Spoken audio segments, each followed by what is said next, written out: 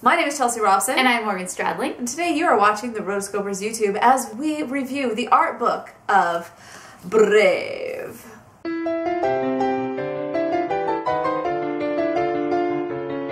know, I remember being really excited for this movie when it came out. It was a new Pixar. It was, yeah, who's not excited for a new Pixar film? But this was like the first Pixar fairy tale, you know, Pixar period piece. And there was a lot building up because this movie was in production a long time. Right. You know, Brendan Chapman was on, and then she was taken off, and Mark Andrews came on in replace her as director.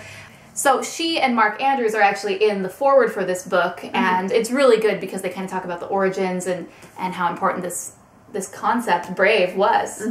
What's really cool about this book is that if you're a fan of Scotland, you're going to really want to visit it all the time.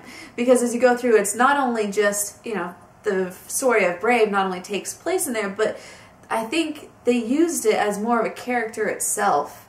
So the way that this book is set up, it's not your typical characters. I mean, it's not even your typical, like, these are the main, you know, scenes of the film. Like, I still don't really know how this book was set up. It's divided into two sections. The first one is called Gathering the Clan, and the second section is called Stalking the Bear. But within each of those sections, there's chapters. Very text-heavy in this book. There's a lot of information, so you really need to read it to actually make this book worth it, I think, because as we're going to talk about later, it's kind of all over the place.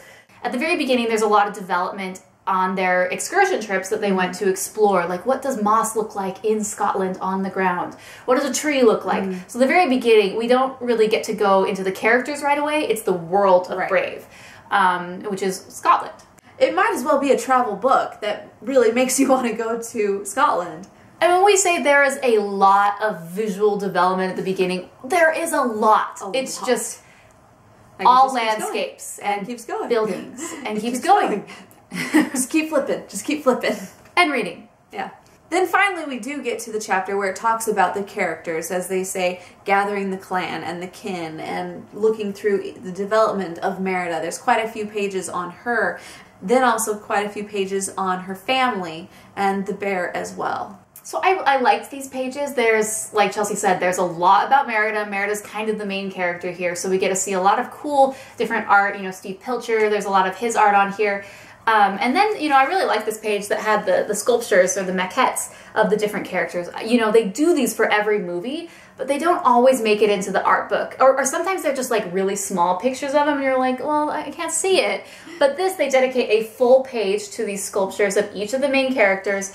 And it even goes on to the next one. So I liked that. That's a huge plus because, again, I like when they do something just a little different that sets this book apart. So the next section, called Stalking the Bear, is it's just so interesting because it's like 40 pages of just storyboards, which is a lot. I mean, usually you'll get maybe 2 pages or you'll get storyboards scattered throughout, but the storyboards are usually not the focus of art books. Right. But this is, and it's actually kind of cool because you can watch visually the movie and you can kind of follow along scene by scene. So, I mean, they really took a chance here with the way that it was set up. Did you like it? The first couple pages were cool, but then after a while I was like, okay, it's another one. But I mean, my eye doesn't really study that. So I know if that's something that you're really interested in, if you are studying to be an animator or something like that, then definitely this is a buy it for you because you can go through and figure out and help yourself learn how to, you know, continue on, study that. But for just the fan, it was a little overkill. So. Yeah, I did like it. I thought it was really different and unique, but there was just a lot of it. It just kept going and going and going. So definitely this is a different book than a lot of the ones that we have done and reviewed. And I like it and it's different, but it's really not my favorite art book. You know, I think because they spent so much time looking at the scenery, and I'm more of like a people person. Like I like to look at characters. And the characters were there, but they were a smaller part of the book. Right. But there was just so much on, like, basically they were setting the stage. They were just prepping it, getting it ready, laying the foundation. So that way this looks real, this looks authentic, this looks good before we bring the characters in.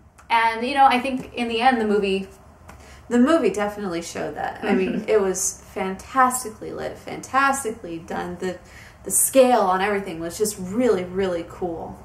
So we would give this book 3.5 stars. Not really our favorite, but still definitely you're a Pixar fan, art book fan, buy it because it's worth it. If you want to buy it, you can click down below in our Amazon affiliate link. It gives us a little credit so we can keep buying more of these books and doing more of these reviews. So we love it when you use our link. So be sure to subscribe for more incredible art book reviews, because we are not joking when we say we have a stack of art books waiting to be reviewed. So be sure to like this video, subscribe, and let us know in the comment below which one of these books you want us to review next. Until next time, my name is Chelsea Robson. I'm Morgan Stradling. And you're watching the Rotoscopers YouTube.